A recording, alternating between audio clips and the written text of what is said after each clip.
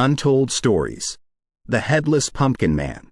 A Ghost Story, Chapter 1. The Pumpkin Festival. The first golden rays of dawn stretched over the town of Morton, Illinois. It was that time of year again, the annual Pumpkin Festival. Every house, every shop, and even the streets were adorned with pumpkins of all sizes. Tiny ones perched on windowsills. Massive ones sat proudly on porches, and the scent of pumpkin spice treats wafted through the air. Children in pumpkin-themed costumes ran around, their laughter echoing the joyful spirit of the town. Colin stood at the entrance of the festival, taking in the spectacle. After years of living in the city, he had returned home. The nostalgia washed over him, bringing back memories of innocent childhood days filled with joy and wonder. But as he stepped further in, there was an unmistakable feeling that something had changed, a subtle undercurrent of unease. Tamara, spotting Colin from a distance, waved energetically, her red hair flowing behind her like a fiery trail. "Colin!" she called out, and he turned, his face breaking into a warm smile. They had been inseparable as children, their adventures the stuff of local legend. "Colin, it's been too long," Tamara said, embracing him tightly. "Too long indeed," Colin replied, looking around. "The festival seems bigger this year." Tamara nodded. "It's grown. More tourists, more events, more everything. But come on. There's so much to show you." As they wandered the festival grounds, Tamara pointed out the new attractions, the haunted hayride, the pumpkin catapult, and the pie-eating contest. Yet, as they approached the far end of the festival, the crowd grew sparse, and the laughter and music became faint. The atmosphere grew tense, almost as if the very ground they walked upon held secrets. Ahead of them stood an old man, his face weathered and lined with age. Beside him was a roped-off area with a sign, "Forbidden Patch, Do Not Enter." He looked directly at Colin, his eyes piercingly sharp, filled with a mix of warning and sorrow. "Young man," the old man beckoned, "I see you're new here or perhaps just returning. Either way, heed my warning and stay away from that patch." Colin exchanged a puzzled look with Tamara. "It's just a patch of pumpkins," he said, a hint of annoyance in his voice. The old man leaned in, lowering his voice. "That's no ordinary patch, son. Those pumpkins are tainted with a curse from long ago. They say the Headless Pumpkin Man emerges from there, especially when outsiders get too curious." Tamara rolled her eyes discreetly, tugging Colin's arm. "Ignore him. Old Man Jenkins always was a fan of tall tales. Come on, let's go." But as they walked away, Colin couldn't shake off the unease. He glanced back, noticing a pumpkin unlike any he had ever seen, dark, almost black, and oddly shaped. Its contours seemed to form a face, not carved, but natural, twisted in a silent scream. As evening approached, the festival was in full swing. Lanterns illuminated the streets, casting a warm glow. Live music played, and couples danced, lost in the moment. But amidst the merriment, an eerie silence settled over the Forbidden Patch. Later, as Colin and Tamara sat on her porch, reminiscing about their childhood, a chilling howl pierced the air, silencing the night's chorus. It was distant yet clear, not of a wolf or any animal Colin recognized. "What was that?" Tamara whispered, her face pale.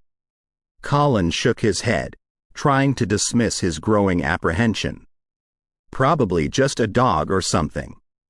But deep down, he wasn't convinced. The howl seemed almost human, filled with anguish and longing. The tales of the Headless Pumpkin Man that once seemed childish suddenly felt all too real. The rest of the night passed without incident. But as Colin lay in bed, the shadows on his ceiling seemed to dance and twist, taking on grotesque forms. The wind outside carried whispers, unintelligible but insistent, as if trying to convey a message. Sleep eluded him. Every creak of the house, every rustle outside his window, set his heart racing. Images of the dark pumpkin and Old Man Jenkins's warnings played in his mind. Hours passed. Then, as the first light of dawn began to break, Colin finally drifted into a restless sleep, haunted by dreams of a headless figure, holding a dark pumpkin, its face twisted in an eternal scream. As dawn fully broke over Morton, Colin's dream faded, but the unease lingered. The festival was only just beginning, and already, the shadows of the past seemed to be creeping into the present, threatening to turn the town's joyous occasion into a nightmare. Chapter 2. Whispers in the wind. Morton seemed to come alive in a different way the morning after the festival's grand inauguration. The streets were abuzz with early risers eager to partake in the day's festivities. Storefronts were adorned with playful pumpkin designs, while the tantalizing aroma of freshly baked pumpkin pies and roasted seeds filled the air. Colin stepped outside, the crisp morning breeze sending a slight shiver down his spine. He took a deep breath, trying to shake off the unsettling dreams from the night before. However, the forbidden patch's sight in the distance, now illuminated by the morning sun, sent a jolt of unease through him. The dark pumpkin from yesterday seemed to be staring directly at him, its eerie, twisted face more pronounced in the daylight. Tamara, ever the early bird, joined him, a steaming cup of pumpkin-spiced latte in her hand. "Morning, sleepyhead," she teased, handing him a cup. "Thought you'd need this." "Thanks," Colin replied, taking a sip, the warmth spreading through him. "Didn't sleep well. Nightmares about the forbidden patch?" she asked with a chuckle. Colin hesitated, then nodded. "It sounds silly, I know." Tamara's jovial demeanor faded slightly. "It's not just you. I've heard others mention strange dreams after visiting the patch." She paused, looking thoughtful. "But it's probably just the festival excitement and Old Man Jenkins's stories playing tricks on our minds." They walked through town, the cheery atmosphere slowly lifting Colin's spirits. The pair enjoyed the carnival games, sampled various pumpkin delicacies, and even tried their hands at carving intricate designs on pumpkins. However, as the day wore on, strange occurrences began to unfold. The first was at the pie-eating contest. Mark, a local teen renowned for his insatiable appetite, was midway through gobbling down his third pie when he suddenly froze, his eyes wide with terror. He pointed to the pie, and as the crowd drew closer, they recoiled in horror. Embedded within the pie was a small, black pumpkin seed, which, upon closer inspection, seemed to have the same twisted face as the dark pumpkin from the forbidden patch. The contest was promptly canceled, with murmurs of the cursed pumpkin circulating among the townsfolk. The next incident occurred at the pumpkin catapult. Sarah, a young girl of about 10, loaded her pumpkin and was about to launch it when the catapult malfunctioned. Instead of flinging forward, the pumpkin came hurtling back towards the crowd. Chaos ensued as people scrambled for safety. Miraculously, no one was hurt, but the pumpkin that had malfunctioned bore an uncanny resemblance to the one from the forbidden patch. With the day's unsettling events, the town's once jubilant atmosphere was replaced with whispers and fearful glances. As dusk approached, a thick fog enveloped Morton, the likes of which hadn't been seen in years. Tamara and Colin, seeking refuge from the eeriness outside, decided to visit the town's library. They hoped to uncover any historical records that might shed light on the forbidden patch and its dark pumpkin.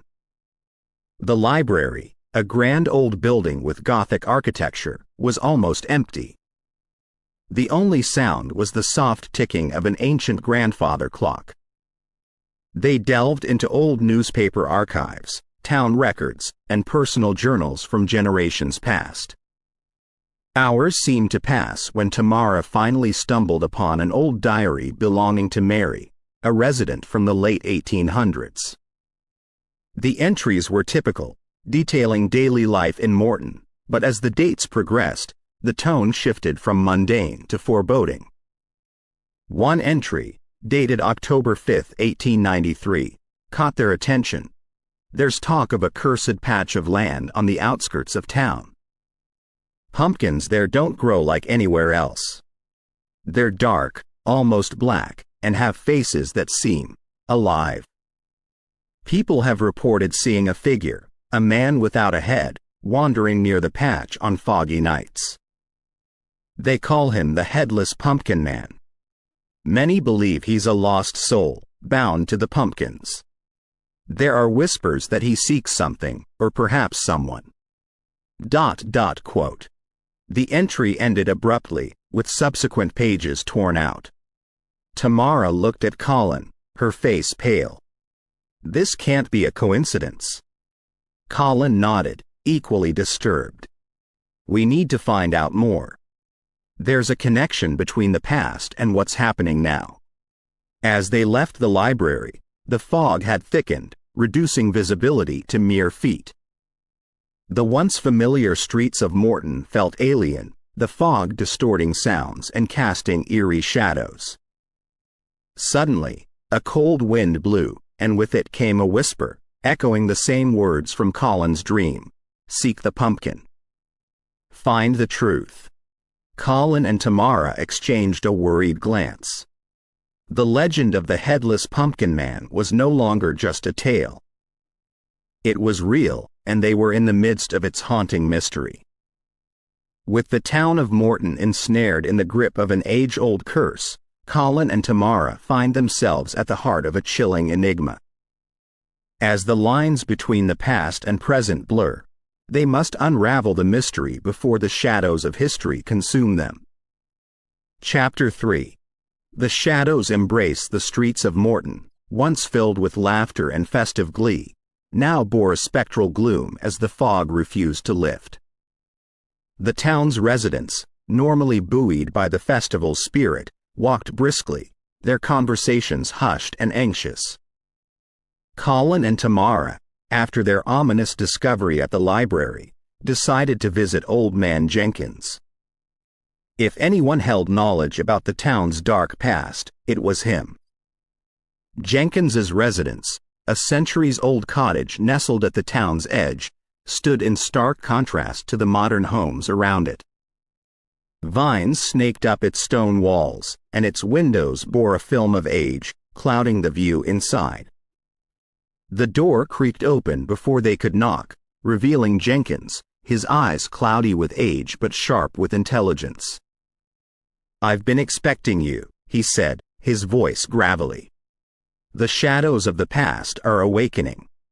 Inside, the cottage was a treasure trove of history. Antique furniture, old portraits, and countless artifacts adorned every corner. Jenkins led them to a sitting area, where a fireplace crackled, its flames casting eerie, dancing shadows on the walls.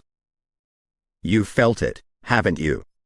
"The pull of the forbidden patch," Jenkins began, his gaze fixed on the fire. Colin nodded, recounting their experiences and the diary entry they had discovered. Jenkins sighed deeply, taking a moment before speaking. "The tale of the Headless Pumpkin Man isn't just a story. It's a warning. A curse that has haunted Morton for over a century." Tamara leaned forward, her red hair catching the firelight. "What does he want? Why now?" Jenkins sighed. "It started with my great-great-grandfather, Elijah Jenkins. He was a farmer, the first to till the land where the forbidden patch now stands. One harvest season, he found a peculiar pumpkin, unlike any other.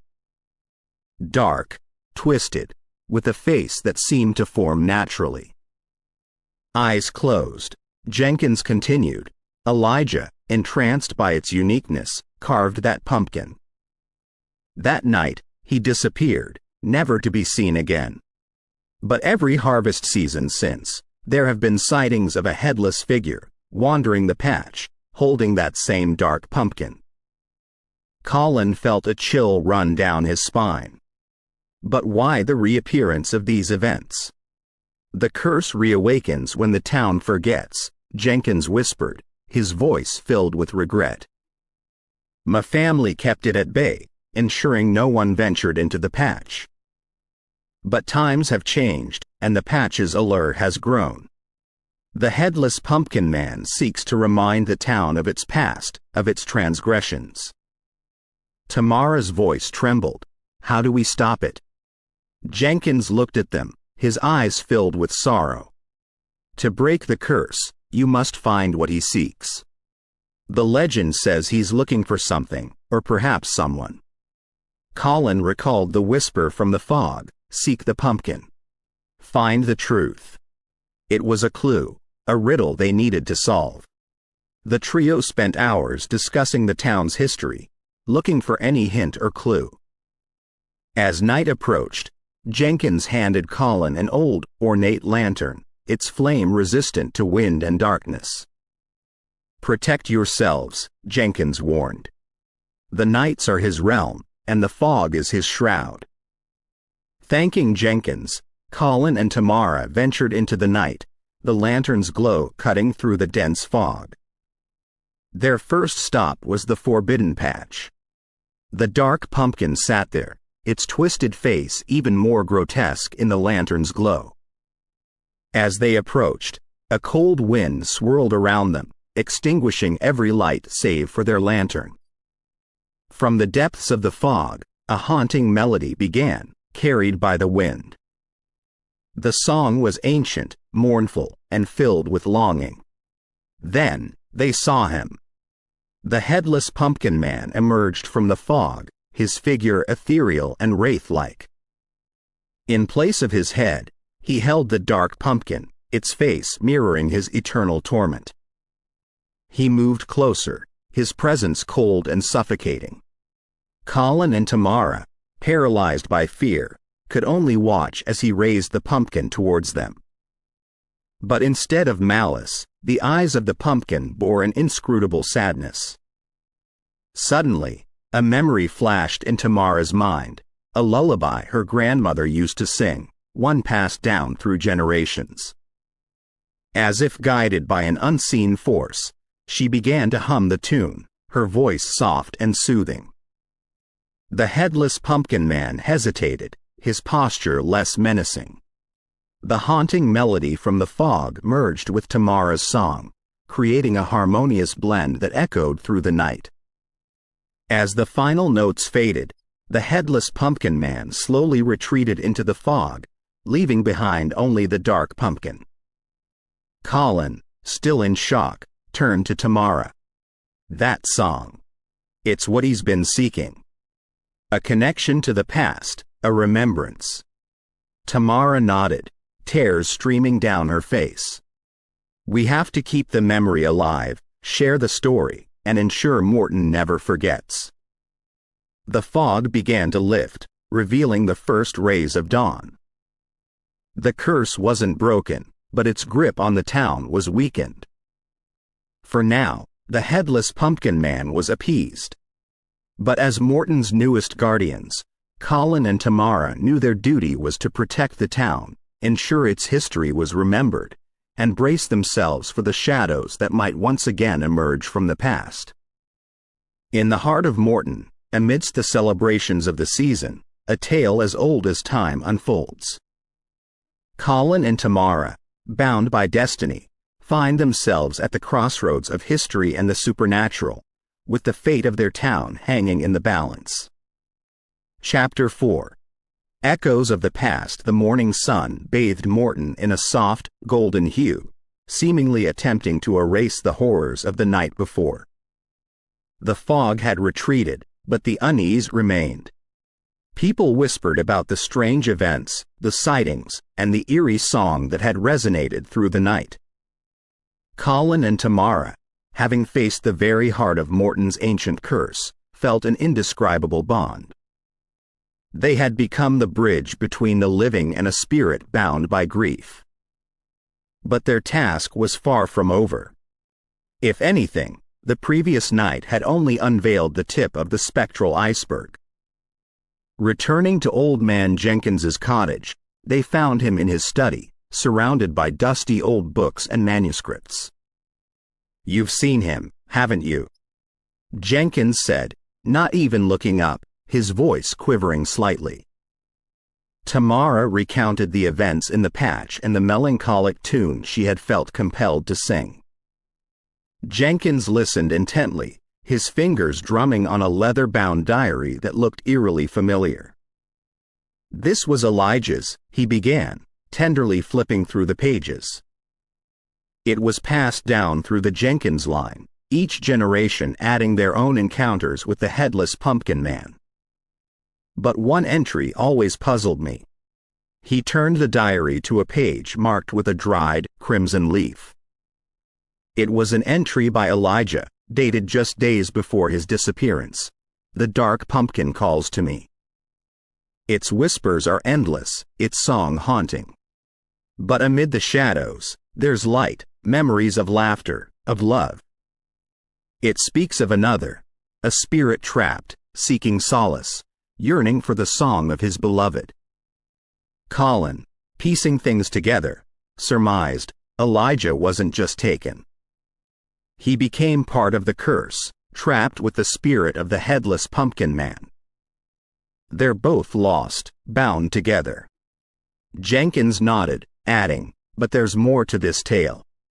See, Elijah had a wife, Lillian. They were inseparable, often seen singing together in the town square. Their favorite was the very lullaby Tamara sang. Tamara's heart raced. So, the song, it's a connection to Lillian?" "Yes," Jenkins whispered, eyes moist. "It's her song that might set them free. But to do that, we need to understand the origins of the curse. The dark pumpkin, it's the key." They decided to delve deeper into Morton's historical records.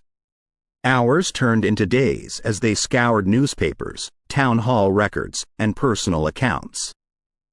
Finally, a lead emerged from an old newspaper clipping, speaking of an ancient ritual performed by the town's founders to bless the harvest. The heart of the ritual involved burying a pumpkin in the center of the town, imbuing it with their hopes and dreams. However, one fateful year, amidst a terrible drought, the ritual was tainted by desperation and despair. The buried pumpkin turned dark, its face contorting in anguish. Soon after, the first sighting of the Headless Pumpkin Man was recorded. "This is it," Colin exclaimed. "We need to recreate the ritual. Bless the harvest, but with hope, not desperation. And we must sing Lillian's song, connecting with Elijah and the spirit." With Jenkins's guidance, they gathered the town's elders, explaining their plan. The idea of delving into the arcane wasn't met with immediate approval, but the urgency of the situation and the trust in Old Man Jenkins prevailed. The ritual was to be held on the next full moon. A massive pumpkin was chosen, with the townsfolk pouring their wishes into it. At the town center, a deep pit was dug, ready to embrace the symbolic heart of Morton. As night fell, the entire town gathered, forming a vast circle around the pit. Tamara, her voice clear and resonant, began Lillian's song. The townsfolk, hand in hand, joined in, the melody floating up towards the heavens. Colin, holding the lantern from Jenkins, watched as the pumpkin's shadow, under the moonlight, seemed to dance, merging with the shadow of the headless pumpkin man who now stood at the circle's edge. As the song reached its climax, the dark pumpkin from the forbidden patch levitated, drawn to the pit. As it descended, joining the new pumpkin, a brilliant light burst forth, enveloping the headless pumpkin man. Within the radiance, two figures emerged, Elijah and another ethereal form, presumably the original spirit bound to the curse. Elijah looked towards Tamara, mouthing a silent "thank you," as he and the spirit, hand in hand, walked into the light, finally finding their peace. The night's darkness was replaced by the dawn of a new day. The curse, which had haunted Morton for generations, was lifted. The forbidden patch, no longer malevolent, bore pumpkins of the brightest oranges. Colin and Tamara, having etched their place in Morton's history, decided to document Chapter 5, a fragile peace as dawn broke. A palpable sense of relief washed over Morton. The town square, which had witnessed the ethereal dance of redemption just hours ago, was alive with chatter. Children ran around with renewed glee, and adults greeted each other with broad smiles, the weight of the curse finally lifted from their shoulders. Colin and Tamara, now seen as the town's saviors, found themselves at the center of attention. But amid the celebrations, they both felt an unsettling nag. The immediate threat was gone, but had they truly vanquished the darkness? Tamara, ever the historian, spent her days at the town library, eager to chronicle their adventure and ensure that future generations remembered the lessons of the past. Colin, on the other hand, felt drawn to the patch, the place where it all began. It was on one of these visits, as he walked through the now innocuous patch, that he stumbled upon a peculiar sight. A single pumpkin, not dark like its cursed predecessor, but pure white. It sat isolated, surrounded by a ring of barren soil. Feeling an odd compulsion, Colin knelt to inspect it. As his fingers grazed its surface, a rush of images flooded his mind.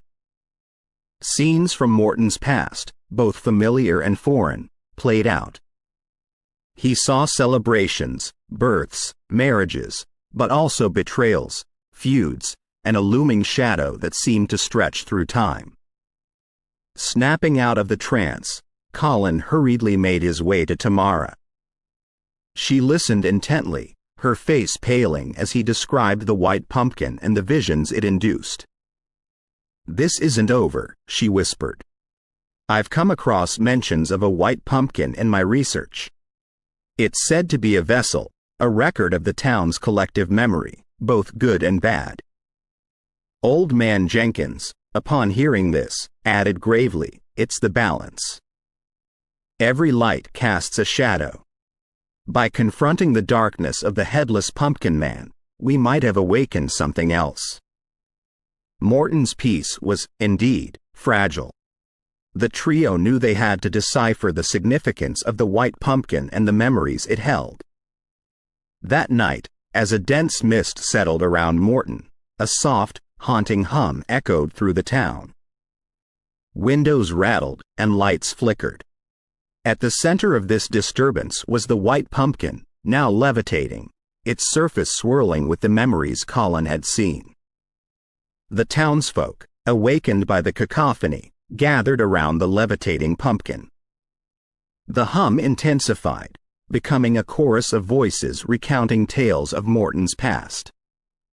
Among the observers, an old woman named Agatha, known for her sharp memory and even sharper tongue, suddenly gasped. "That's it," she exclaimed, "it's the Symphony of Souls. An ancient ritual where the town comes together to share its history, its very essence. The pumpkin is seeking balance. We need to confront our past, our sins, and our joys." With Jenkins leading, they formed a circle around the pumpkin. As the oldest member of Morton, he began recounting tales from his youth, of love lost and found, of harvests bountiful and scarce. Others followed suit, pouring their memories, both joyous and painful, into the mix. Tamara, her voice shaking, shared the tale of her ancestors, the love between Elijah and Lillian, the curse, and their ultimate redemption. Colin, drawing from the rush of images he'd experienced, spoke of ancient feuds, of bonds broken and mended. As the night wore on, the white pumpkin's glow intensified, absorbing the myriad stories, the very essence of Morton. With the first rays of dawn, as the final tale was recounted, it gently descended back to the ground, its surface now a serene, golden hue. Exhausted but triumphant, the townsfolk returned to their homes, the symphony of souls concluded and balance restored. The golden pumpkin was moved to the town square, a testament to Morton's resilience and unity. However, Colin, Tamara, and Jenkins, while relieved, knew their vigil was far from over. The balance had been restored, but the harmony was delicate. The golden pumpkin, a beacon of their collective memory, would need guardians. Determined to ensure Morton's safety, the trio formed a covenant. They would be the town's watchers, the keepers of its history, ready to confront any shadow that threatened its peace. In the heart of Morton, the golden pumpkin stood, not just as a symbol of its past but as a promise of its future, a future where tales of love, sacrifice, and redemption would continue to echo through the ages. Amidst the shadows and light of history, Morton stands resilient. Colin, Tamara, and Old Man Jenkins, bound by destiny and duty, continue their watch, ensuring that the stories of old remain alive, guarding against the darkness that might once again seek to shroud the town. Chapter 6. Whispers in the wind. The days that followed the Symphony of Souls were filled with an uncanny stillness. The town of Morton seemed to have paused, its every heartbeat echoing the tales that had been poured into the golden pumpkin. Children played around it, the elderly sat near it reminiscing, and tourists, intrigued by the town's legendary tales, flocked to behold it.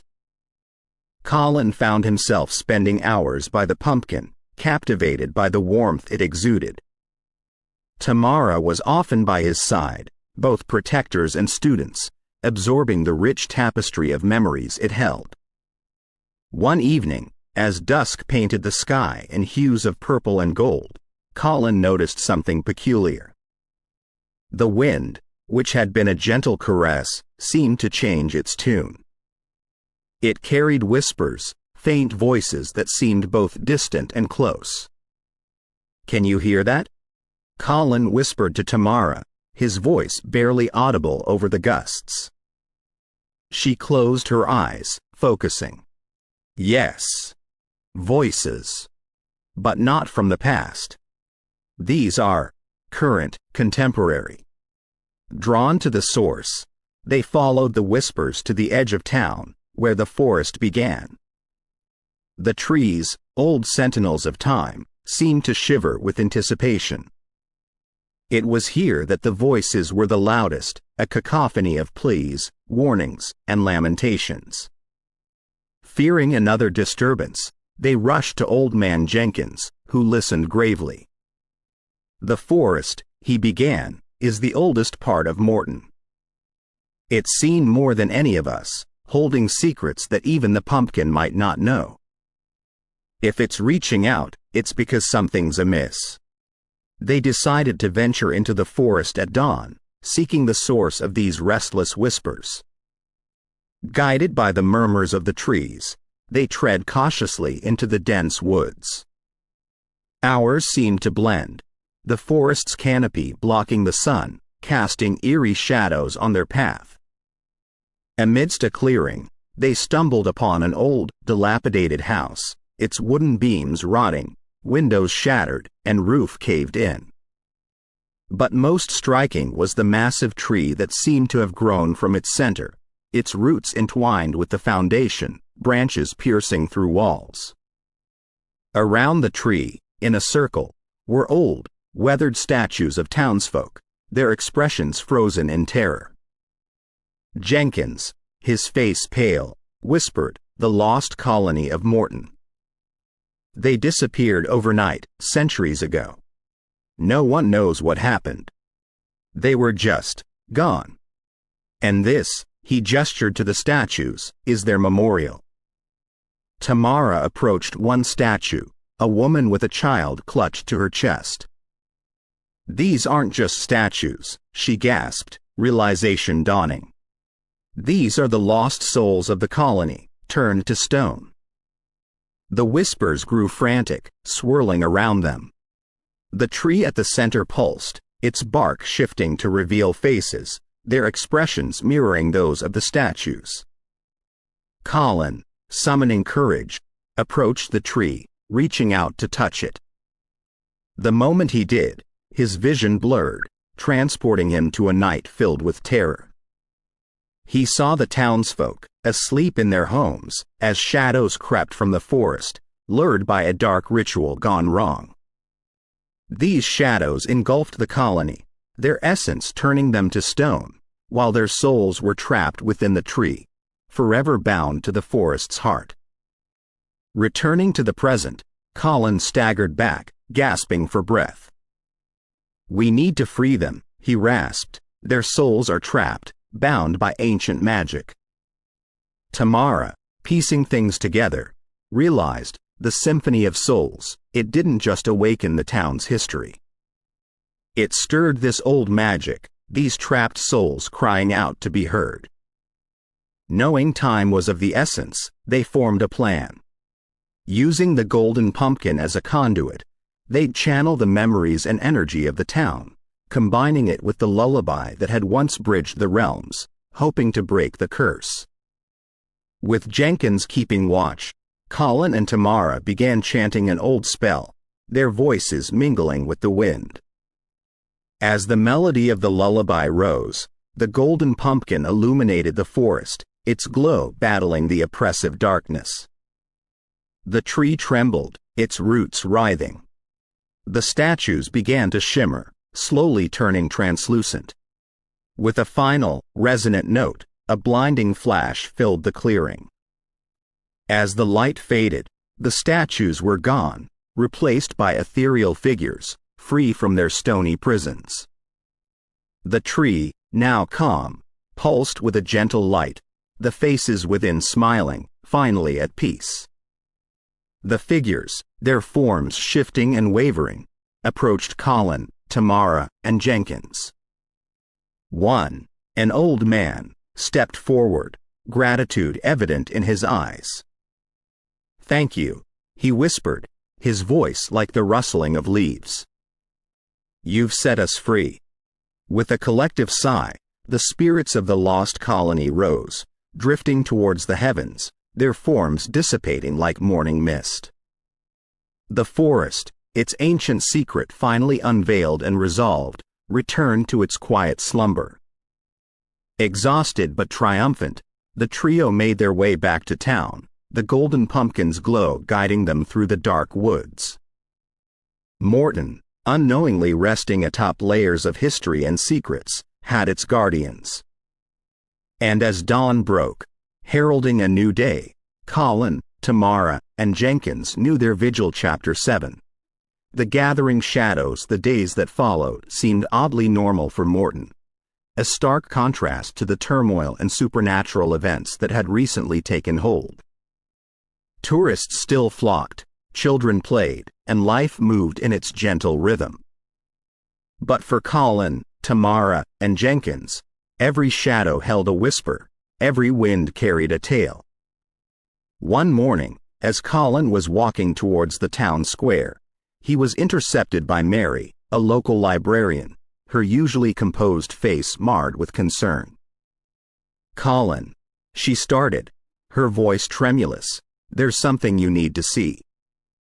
The library, a grand old building with towering shelves and dusty books, held memories of its own. Mary led them to the basement, where old town records and newspapers were kept. In a secluded corner was a desk with a lamp, illuminating a collection of old newspapers. These, Mary began, pointing to the newspapers, are from decades, even centuries ago. Look at the patterns. Each paper bore headlines of unexplained phenomena around the same time each year, always culminating on Halloween. It's as if there's a cycle, a buildup of energy leading to October 31st, Mary mused. Tamara, tracing her fingers over the old print, remarked, every 50 years, the events seem to peak. And this year marks the end of that cycle. The implications were chilling. If each report was a mere precursor, what would the climactic event be? Old man Jenkins, leaning heavily on a cane, his face more wrinkled than the pages before him, spoke. Legends speak of the shadow hour, a time when the veil between worlds is thinnest. On the night of this year's Halloween, we will witness it. Colin felt a shiver run down his spine, remembering the chilling episodes they'd already encountered. We need to be prepared, he said firmly. The group decided to split tasks. Mary would continue her research, looking for any clues or rituals to counter the impending darkness. Jenkins, with his vast knowledge, would gather town elders, drawing on their collective memory. Tamara and Colin took on the more immediate task of warding the town.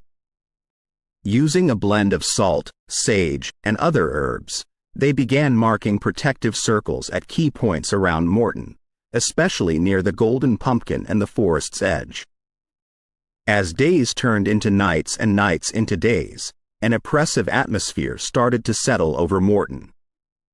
The sky seemed perpetually overcast, and an unsettling fog crept in. The Golden Pumpkin, which once shone brightly, now emitted a faint, faltering glow. 3 days before Halloween, as Colin and Tamara were reinforcing one of the protective circles, they noticed something. The shadows cast by the dimming light weren't stationary. They writhed and moved, independent of their sources. Suddenly, from the midst of the fog, figures began to emerge.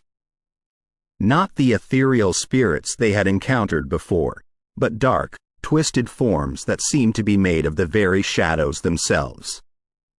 The figures didn't attack but stood at the periphery, just beyond the protective circles, their forms constantly shifting, whispering in a language that felt ancient and forbidden. Colin, gripping a vial of salt, muttered, "They're scouts, testing our defenses." That night, the town convened in the main hall, the weight of the impending shadow hour heavy on their minds. Jenkins, standing at the podium, addressed the gathering. The events we've witnessed are not isolated. They are a prelude to something far greater. But remember, Morton has faced darkness before and stood strong. We will do so again. Plans were laid out. The town would go into a lockdown, with everyone staying indoors on Halloween night.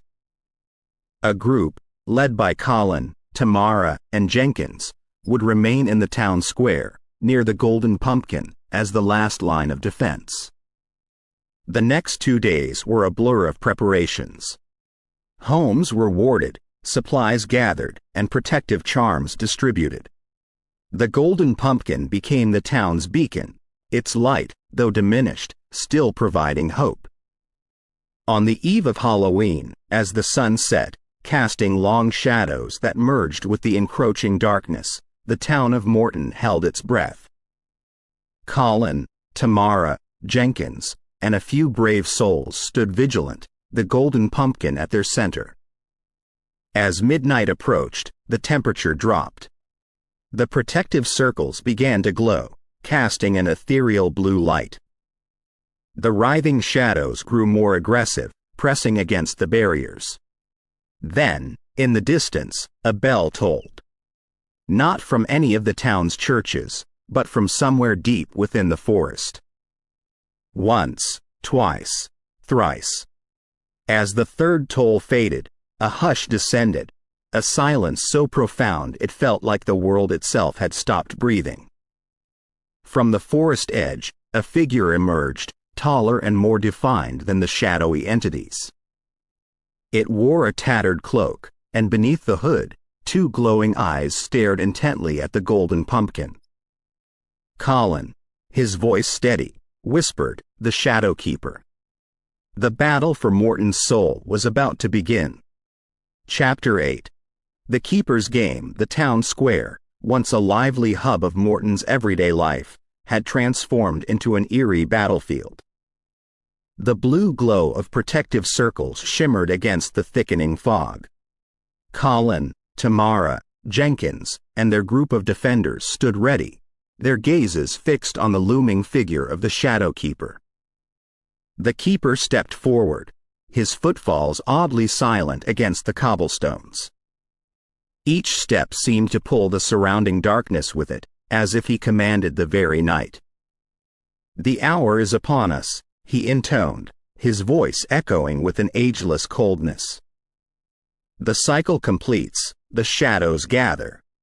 Tamara, clutching a sachet of protective herbs, responded defiantly, "Morton has stood against the darkness before, and it will stand again. The cycle can be broken."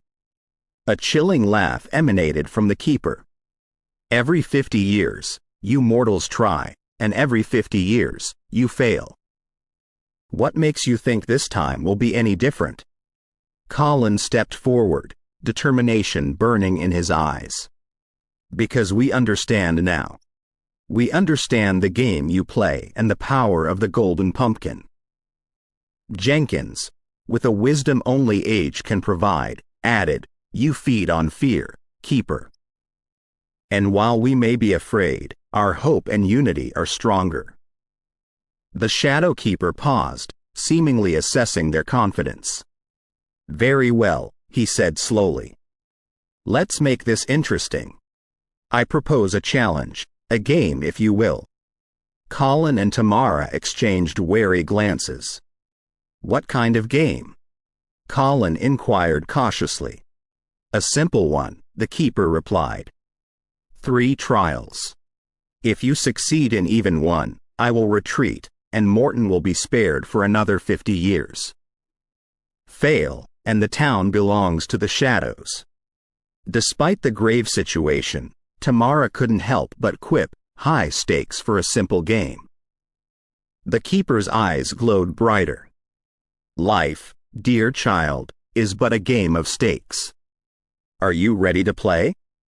Jenkins nodded. "Name your first trial." From the edges of the square, a horde of shadowy figures emerged, converging onto a single point, forming a large, menacing beast of darkness. It roared, shaking the very foundations of the town. The Shadow Keeper spoke, the beast of despair. "To succeed, you must defeat it without the use of any tools or protective charms." Colin and Tamara stepped forward, ready to face the creature. They realized that the beast fed on their fear, growing larger with each uncertain thought.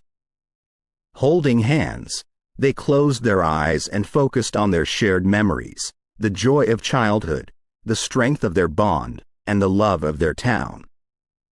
The beast hesitated, shrinking slightly. Around them, the townsfolk began to join in, singing an old Morton lullaby, their voices unified and pure. The beast roared in frustration but was visibly weakening. With one last harmonious note, the creature of despair disintegrated into the night. The Shadow Keeper frowned, impressive. But that was the easiest of the 3. "Are you prepared for the next?" Without waiting for an answer, he waved his hand, and the ground trembled. From beneath the cobblestones, ghostly apparitions arose, their faces twisted in pain and anger. "The souls of those you failed in the past cycles. To succeed, you must free them." Jenkins, recognizing some of the apparitions, whispered, "We must apologize, acknowledge our failures, and offer them peace." One by one, the townsfolk approached the spirits, offering words of comfort and remorse. As each spirit found peace, it transformed into a gentle wisp of light, floating upwards into the night sky. Only one spirit remained, her face familiar to Colin. It was Sarah, a childhood friend who had been lost in the last cycle. Tears streaming down his face, Colin approached her. "Sarah, I'm so sorry we couldn't save you." Sarah's spirit, her face softening, whispered, "It's okay, Colin. Just promise me Morton will be safe." With that, she too transformed into a luminous wisp, joining the others in the sky. The Shadow Keeper's face was now a mask of anger. "Very well. The final trial." He pointed towards the golden pumpkin, which began to levitate, its glow pulsating erratically. "Inside this pumpkin lies the heart of Morton. To succeed, one of you must willingly enter the pumpkin and face your deepest fears. If you overcome them, the heart will be restored and the town saved. If not, both you and the town will be lost." A heavy silence fell upon the square. The task seemed insurmountable. Tamara, after a moment's contemplation, said, "I'll do it." Colin grabbed her arm. "No, Tamara, it's too risky." She smiled gently. "It's our town, Colin. Our home. I have to try." Approaching the levitating pumpkin, she took a deep breath and touched its surface. In an instant, she was pulled inside. The town waited with bated breath, the tension palpable. Moments felt like hours. Suddenly, the pumpkin's glow steadied, shining brighter than ever before. It gently descended back to its pedestal, and from its side, Tamara emerged, her face pale but triumphant. The Shadow Keeper, his form now unstable, hissed, "This isn't over, mortals. The cycle will begin anew." With that warning, he and his shadowy minions retreated into the forest, swallowed by the darkness. The town erupted in cheers. The trials were over, and Morton was safe once more. As the first rays of dawn broke, casting away the remnants of the night, Colin and Tamara, surrounded by their townsfolk, looked at the golden pumpkin, its light now a beacon of hope and resilience. The battle was won, but the war against the shadows was far from over. The cycle would indeed begin anew, but Morton would be ready. Chapter 9. Whispers in the wind. The next morning, Morton was a town reborn. The early rays of sunlight painted golden streaks across the town square, the foreboding darkness a distant memory. Yet, for Colin and Tamara, the ordeal was far from over. Though the townspeople rejoiced and began restoring normalcy, a collective unease lingered in the air. The golden pumpkin's light may have shone bright, but it also cast shadows of doubt and apprehension. The keeper's parting words echoed in everyone's mind. The cycle would begin again. Colin, deep in thought, sat outside the cafe, a cold cup of coffee forgotten before him. Tamara approached him, worry evident in her eyes. "Colin, you haven't spoken a word since last night. Talk to me." Colin sighed. "I can't shake off this feeling, Tamara." The keeper's words. His promise of the cycle's return. "We need to find a way to end this once and for all." Just then, Jenkins hobbled over, a roll of parchment in hand. "The archives," he started. "They hold records of every encounter with the Shadow Keeper. I found this, a transcript of an old prophecy." The parchment was frail and time-worn, the writing barely legible. Colin carefully read aloud. "When darkness reigns and shadows blend, the Keeper seeks the cycle's end. But light will guide and hope won't bend. The key lies with an old-time friend." Tamara pondered. An old-time friend? What could that possibly mean? Jenkins leaned in. "I believe it refers to someone or something from Morton's past. A forgotten ally, perhaps." Their conversation was interrupted by a soft rustling sound. Turning, they noticed leaves swirling in a peculiar pattern, converging to form an apparition. It was a spirit, but not one of anguish or pain. It radiated warmth and seemed familiar. Sarah's translucent figure stood before them.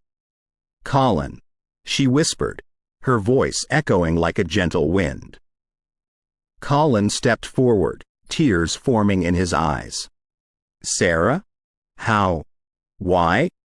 Sarah's ethereal smile soothed him. "The golden pumpkin." Tamara's bravery and the town's unity created a ripple in the realms. "I've been granted a brief passage to aid you." Tamara asked, "The prophecy, Sarah. Do you know about the old-time friend?" Sarah nodded. "Yes. The old-time friend isn't a person. It's a place. Morton's very first pumpkin patch, the birthplace of our town's legacy. It's been lost to time, but it holds the power to end the cycle." Jenkins' eyes widened in realization, the old hollow. Legend spoke of the first patch being there, but over time, it was forgotten, and nature reclaimed it. Colin stood resolute. "Then that's where we must go. Find the old hollow, unlock its secrets, and end this cycle for good." Sarah added, "But be warned, the hollow is protected. Not just by nature, but by old spirits, guardians of the patch. They won't harm you, but they will test you." With a final, longing look at Colin, Sarah's spirit began to dissipate. "Remember," she whispered, her voice fading, "the heart of Morton lies not just in the golden pumpkin, but in each one of you." Determined, the trio began their preparations. They gathered supplies, consulted old maps, and soon set off towards the forgotten part of the woods, where the old hollow was rumored to be. The journey was treacherous. Thorny brambles obstructed their path, and the dense canopy above allowed only meager streaks of sunlight. Eerie sounds echoed, and every rustle, every shadow seemed to be watching them. After hours, they stumbled upon a clearing. An ancient stone circle stood in the center, overgrown with moss and vines. In the middle of the circle was a patch of the most vibrant pumpkins they had ever seen. As they approached, the air grew cold, and ghostly apparitions began to appear. They weren't malevolent but watched the intruders with keen interest. A spectral figure, older and more solid than the others, stepped forward. "Why have you come?" it intoned. Colin responded, "We seek to end the cycle of the Shadow Keeper, to protect Morton." The spirit nodded. "To achieve this, you must pass the Guardian's tests. 3 challenges. Fail, and you'll be trapped here forever." Jenkins, showing no fear, said, "We're ready." The spirit nodded, and the first test began. As hours turned into days, Colin, Tamara, and Jenkins faced trials of wit, bravery, and heart. With each challenge, they grew closer to unlocking the power of the old hollow. And as the final test concluded, the spirits converged, granting them a shard of ethereal light. "This," the lead guardian spoke, "combined with the golden pumpkin's power, can end the Shadow Keeper's reign." Thanking the guardians, the trio began their journey back, the weight of Morton's fate resting on their shoulders. The true battle was just on the horizon. Chapter 10. As shadows descent returning to Morton with the ethereal shard in hand, Colin, Tamara, and Jenkins were greeted with a sight of despair. The sun, once a brilliant shade of amber, was now eclipsed by a curtain of dark clouds. A chilly wind, laden with unease, gusted through the streets, causing lanterns to flicker and the town's golden pumpkin to pulse with an irregular, feverish light. Mark, the town historian and one of Colin's trusted confidants, rushed towards them as they entered the main square. His usually composed face was a canvas of fear and urgency. It's begun. The Shadow Keeper is making his move. He's drawing power from the very fear and uncertainty of the townsfolk. Colin clutched the shard tightly, its luminous glow contrasting with the encroaching darkness. We have the means to end this, Mark. The shard from the old hollow combined with the golden pumpkin's essence should be powerful enough. Tamara, her spirit unyielding, added, we need to act fast. Rally the townspeople. Their unity, their collective strength is crucial. As dusk settled, the townspeople of Morton congregated in the square, forming a protective circle around the golden pumpkin. Children clung to their parents, eyes wide with fear, while the elderly whispered prayers, invoking the spirits of old. Amidst this gathering of hope and determination, a cold, mocking laughter echoed through the air, sending shivers down everyone's spine. The temperature plummeted further as a dense, unnatural fog enveloped the town. From this mist emerged the ominous silhouette of the Shadow Keeper. He was more formidable than before, his form a swirling vortex of shadows, eyes blazing with malevolence. Morton, he boomed, his voice a cacophony of anguish and anger. You dare defy the cycle? The eternal dance of light and shadow? Colin stepped forward, the shard's glow intensifying. This ends tonight, Keeper. Morton will no longer be bound by your torment. A spectral duel of epic proportions ensued. The Shadow Keeper unleashed torrents of darkness, aiming to snuff out the golden pumpkin's glow. However, every resident of Morton, driven by their shared love and unity, began chanting an ancient hymn, its notes a protective barrier against the encroaching shadow. Tamara and Jenkins, utilizing the town's resources, erected makeshift defenses, employing salt barriers and enchanted talismans to deter the Keeper's minions. Colin, with unwavering resolve, approached the golden pumpkin and delicately placed the shard atop it. The combination of the ethereal light and the pumpkin's essence resulted in a blinding explosion of energy, casting a radiant dome over Morton. The Shadow Keeper, caught off guard, roared in frustration. As the luminous dome expanded, it began eroding the shadows, weakening the Keeper with every passing second. Morton's residents, their voices harmonizing, reached the climax of the hymn. Their collective spirit, combined with the empowered golden pumpkin, was a force to be reckoned with. With a deafening scream, the Shadow Keeper's form started disintegrating, his essence being banished to the abyss from whence he came. The battle, intense and draining, had come to an end. As the first rays of dawn broke, illuminating a town once shrouded in darkness, the golden pumpkin's light shone brighter than ever before.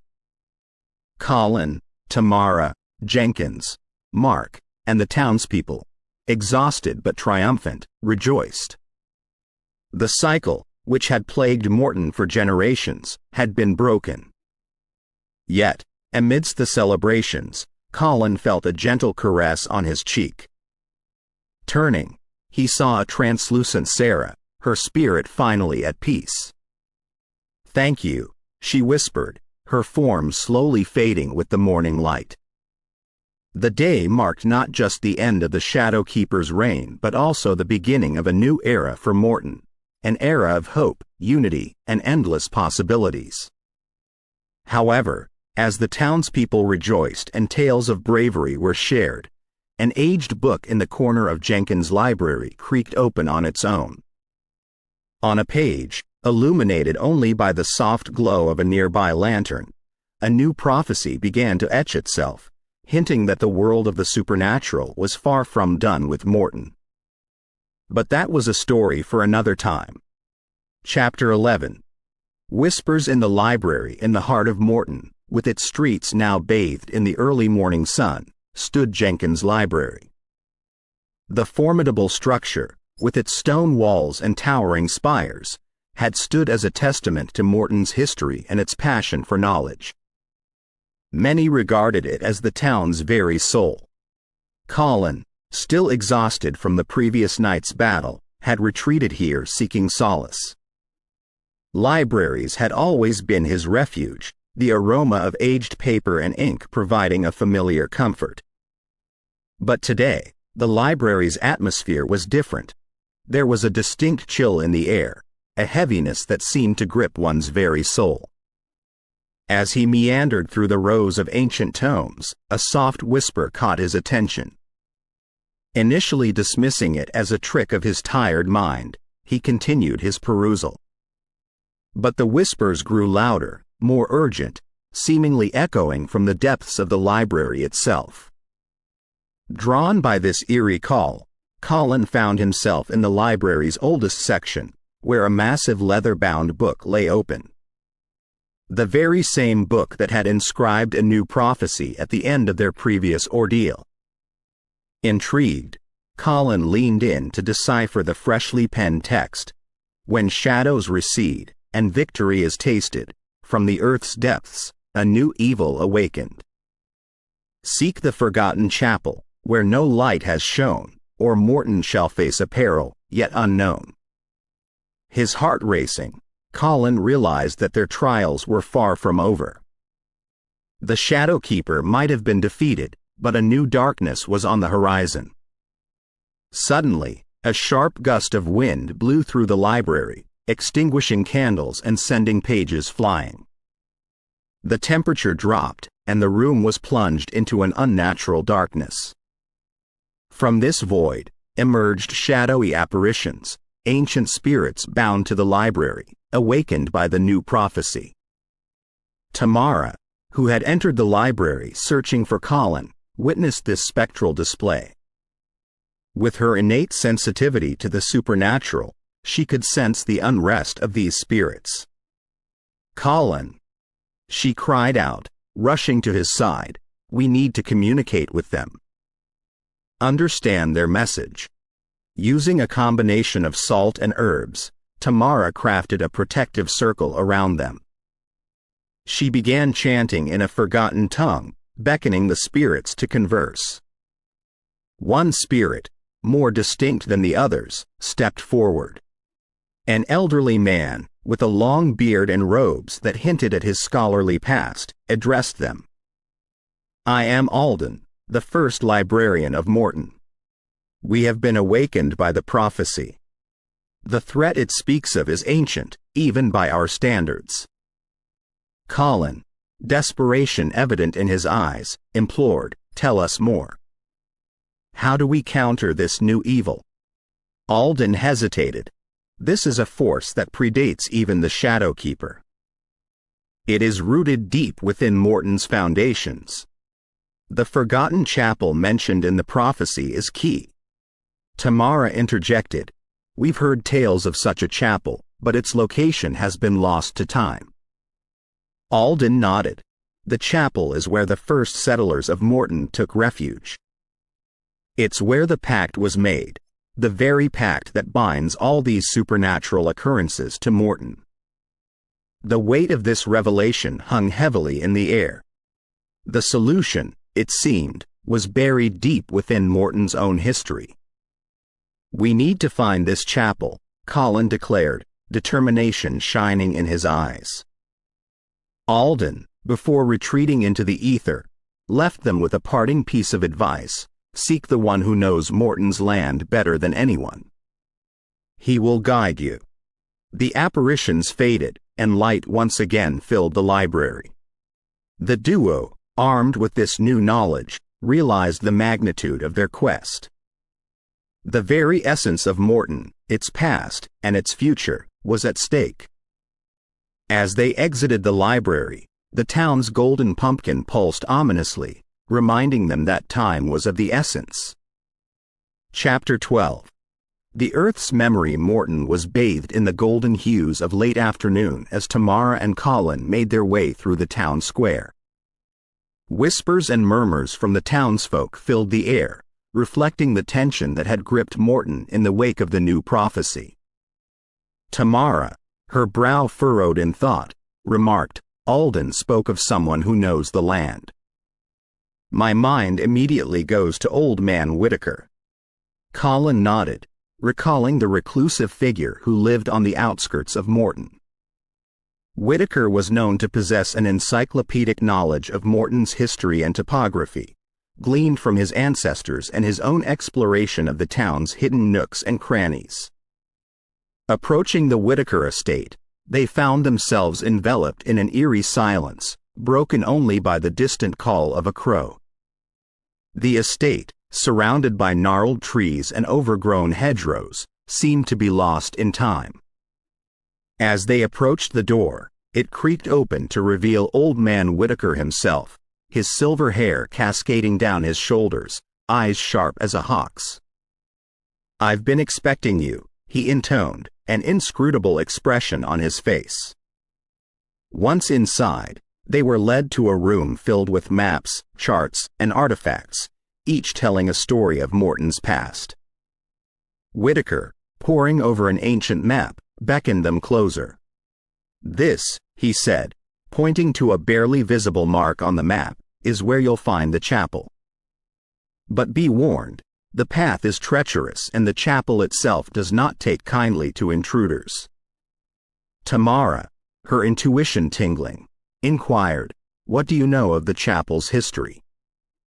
Whitaker sighed, his voice taking on a haunted quality. Centuries ago, Morton's settlers sought refuge there from an unknown malevolence. In their desperation, they made a pact with the earth itself. The chapel was built atop a nexus of ley lines, channels of mystical energy. That pact is what gave rise to Morton's supernatural heritage. Colin, realization dawning, said, "The new evil, the one the prophecy speaks of, is it linked to this original malevolence?" Whitaker nodded gravely. The Shadow Keeper was but a harbinger. This is the source. The earth remembers the pact, and it demands a reckoning. Tamara, determination in her voice, declared, "Then we must go to the chapel, confront this evil, and put an end to Morton's curse once and for all." Whitaker handed Colin a vial filled with a shimmering liquid. "This is water from the oldest well in Morton, blessed by the town's first priest. It might be of aid in the chapel." As they prepared to leave, Whitaker's voice held them back. "Remember, the chapel is alive with memories. It will test you, challenge your very being. Trust in each other and in Morton's spirit." The duo, with the weight of Morton's fate on their shoulders, embarked on their journey towards the forgotten chapel. The path, as Whitaker had warned, was fraught with danger. The woods seemed alive, shadows dancing, and the very earth pulsing beneath their feet. Yet, they trudged on, driven by their love for Morton and the hope of a brighter tomorrow. As the sun dipped below the horizon, painting the sky in hues of crimson and gold, the chapel's silhouette came into view, an ancient edifice, time-worn but standing defiant against the encroaching darkness. Colin and Tamara exchanged a glance, steeling themselves for the challenge ahead. They knew that the next chapter in Morton's history would be written here, in the heart of the Earth's memory. Chapter 13. Echoes from the abyss. The forgotten chapel loomed before Colin and Tamara, its crumbling facade illuminated by the pale moonlight. Ivy clung to its weathered walls, and the once resplendent stained glass windows were now clouded with age and neglect. Every stone seemed to hum with latent energy. Pushing the massive wooden door, it groaned in protest but yielded to their efforts. Inside, the air was thick with dust and the musky scent of decay. Gothic arches stretched overhead, and the remnants of old pews lay scattered, telling tales of ceremonies long past. In the center, a raised altar held a weathered book, its pages open and fluttering slightly, as if stirred by an unseen force. Tamara, drawn to it, began to read the ancient script. It recounted the pact made by Morton's first settlers, a pledge of their descendants' souls in exchange for protection from the malevolent force that had pursued them. "It seems," she whispered, "that we are that descendants, Colin. The pact was never meant to be forever. It was borrowed time, and now the debt is coming due." Colin, gripping the vial Whitaker had given him, replied, "Then we must find a way to nullify the pact. Our ancestors may have bound us to this fate, but we have the power to change it." A sudden chill enveloped the room. From the shadowed corners, ethereal figures began to emerge, spirits of the settlers, their faces etched with sorrow and regret. The leader, a stern-faced man with piercing eyes, stepped forward. "I am Elias, the first leader of Morton," he intoned. "We never intended for our descendants to bear this burden. The malevolence we fled was unlike anything we'd encountered. The pact was our only hope." Tamara, her voice firm, responded, "We understand the desperation that drove you, but we cannot let Morton continue to be haunted by past decisions. Tell us how to break the pact." Elias, his eyes filled with ancient pain, nodded. "The malevolence we sought refuge from is an entity older than time. It feeds on fear and despair. The chapel, built on the nexus of ley lines, holds the key. The very foundation stone of this chapel was infused with the essence of our hopes and dreams, anchoring the pact."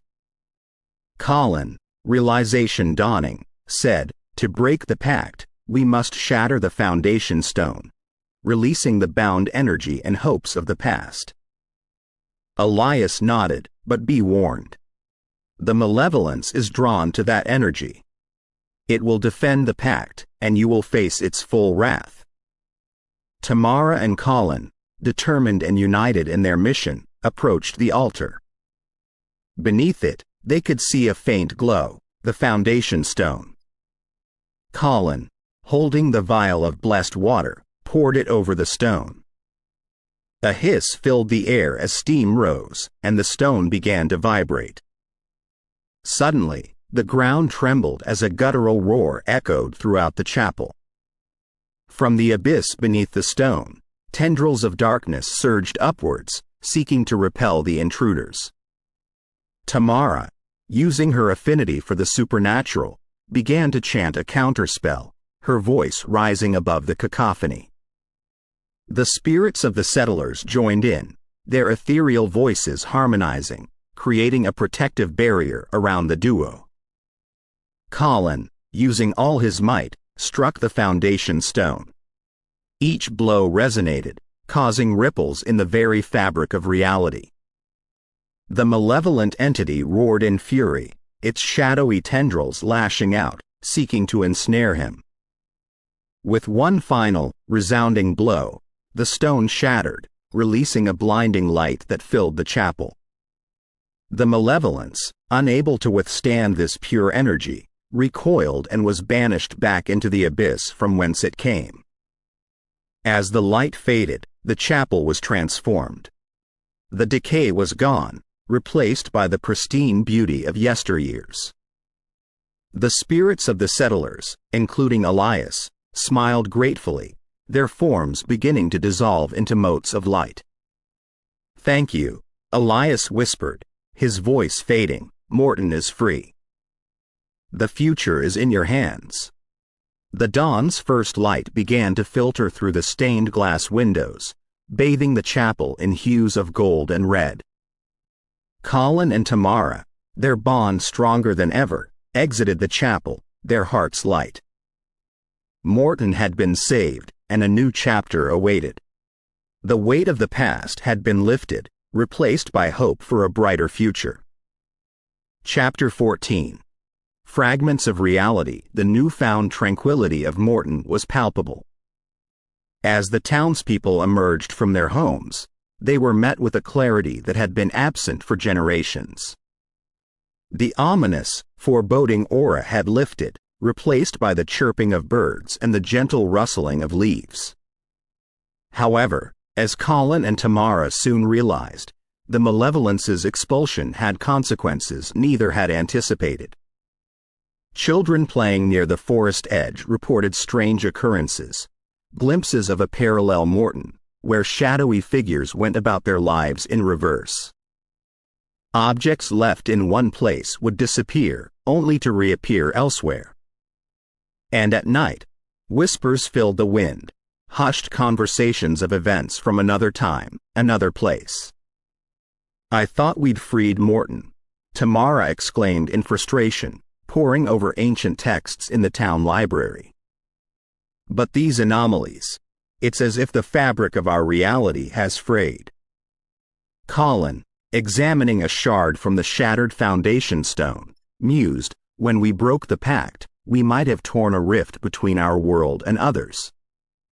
Dimensions intertwined. Old Man Whitaker, overhearing their conversation, hobbled over. His once clear eyes were now cloudy, and his hands trembled. "The malevolence may be gone, but the energy it unleashed has repercussions. There's a place, deep within the forest, where time stands still, a portal, perhaps. I've seen it in my visions."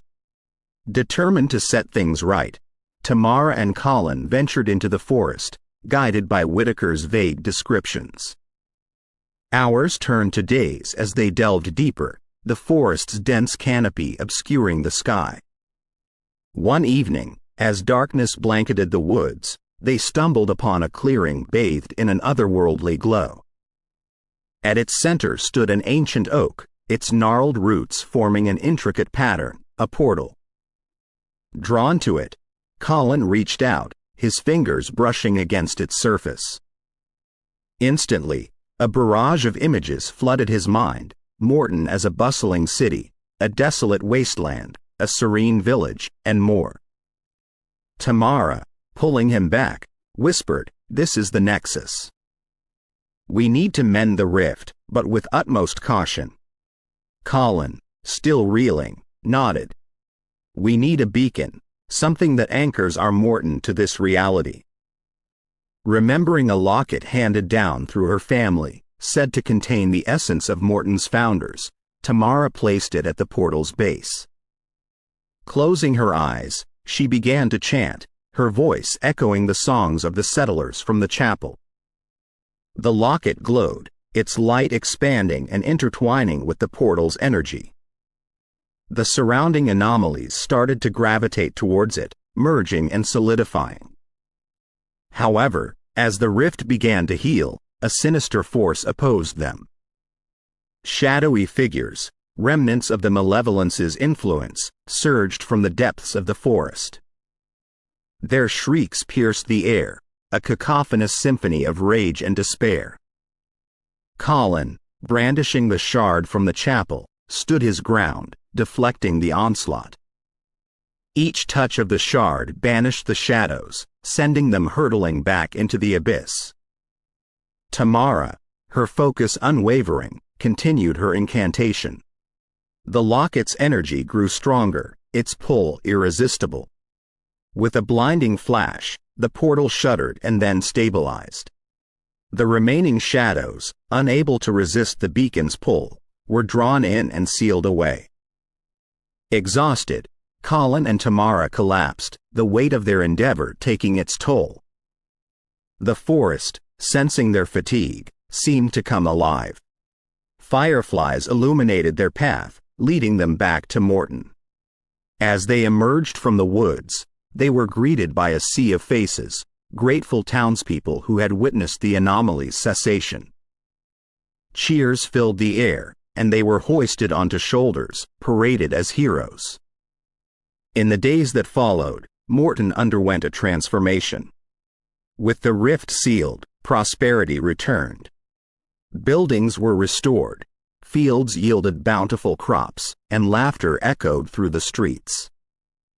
Whitaker, his vitality restored, approached Colin and Tamara one evening. "You've done well," he remarked, a twinkle in his eye. "But remember, the balance between worlds is delicate. Always be vigilant." Tamara, her arm wrapped around Colin's, smiled. "We will. Morton is our home, and we'll protect it, no matter what." As the sun set, casting the town in a golden hue, the duo gazed out, hopeful and resolute. Their journey had taught them the importance of unity, perseverance, and the indomitable spirit of Morton's people. The future was uncertain, but together, they were ready to face whatever lay ahead. Chapter 15. Echoes in the mist. The town of Morton was reborn, bathing in a joyous atmosphere unlike anything in recent memory. The streets echoed with the laughter of children, the marketplace bustled with vendors and hopeful buyers, and the songs of the past played in the town square, offering melodies of hope. Colin and Tamara were celebrated heroes. They'd gone from skeptics to saviors, forever changing the fabric of their small town. Yet, as the days wore on, a shadow of unease settled over Tamara. It started as a whisper, a fleeting image in the corner of her eye or a cold gust of wind on a summer's day. But soon, it became impossible to ignore. Every evening, as dusk turned to night, Tamara would hear a faint lullaby. It was a song she remembered from her childhood, one her mother used to sing. Yet, when she tried to follow the sound, it would lead her to the edge of the forest, where the melody would be drowned out by the deafening silence of the trees. Colin, seeing the distress on Tamara's face, decided to investigate. One evening, they followed the song deeper into the woods. Guided by the haunting tune, they found themselves at the heart of the forest, where a thick, impenetrable mist clung to the ground. There, amidst the fog, stood an old, dilapidated cottage. The building, half consumed by nature, seemed to have been forgotten by time. Yet, from one of its broken windows, a warm light flickered. Colin hesitated. This wasn't here before, was it? Tamara shook her head. No, but that song. It's coming from inside. Mustering courage, they approached the cottage. Pushing open the creaking door, they were met with a sight that froze them in their tracks. In the center of the room sat a rocking chair, gently swaying back and forth. On it sat a figure, cloaked in shadows, humming the familiar lullaby. Colin stepped forward. "Who are you?" The figure ceased rocking, the room falling into silence. Slowly, it turned to face them, revealing a face weathered with age and sorrow. It was an old woman, her eyes milky white, her hands wrinkled and gnarled. "I am the keeper of lost souls," she whispered, her voice carrying the weight of centuries. "I've been here, waiting, watching the ebb and flow of Morton's fate." Tamara, her heart pounding, questioned, "Why are you here now? What do you want?" The old woman sighed. With the sealing of the rift, many souls were set free. But some are tethered, unable to move on. They are trapped between worlds, and their anguish calls out to me. Colin frowned. "How can we help?" A sad smile played on the old woman's lips. "The locket you used, child, it has more power than you know. Within it lies the ability to free these souls, to guide them to the light." Tamara, recalling the ancestral locket, nodded. "Tell us what to do." The keeper's gaze intensified. "Tonight, at the stroke of midnight, you must return to the portal. Place the locket upon it and recite the incantation I will teach you. But beware, for the malevolent forces that still lurk will try to stop you." The night was a symphony of darkness as Colin and Tamara approached the portal. Armed with the knowledge given by the keeper, they braced themselves for the challenge ahead. As the clock struck 12, the forest came alive. Shadows danced, winds howled, and the ground trembled. Colin, wielding the chapel shard, stood guard as Tamara began the incantation. With each word, the locket's light grew brighter, casting away the encroaching darkness. Lost souls began to emerge, their forms shimmering in the night. One by one, they approached the locket, drawn to its warmth, and with a flash, disappeared into the ether. Yet, as the souls were freed, the malevolent forces grew desperate.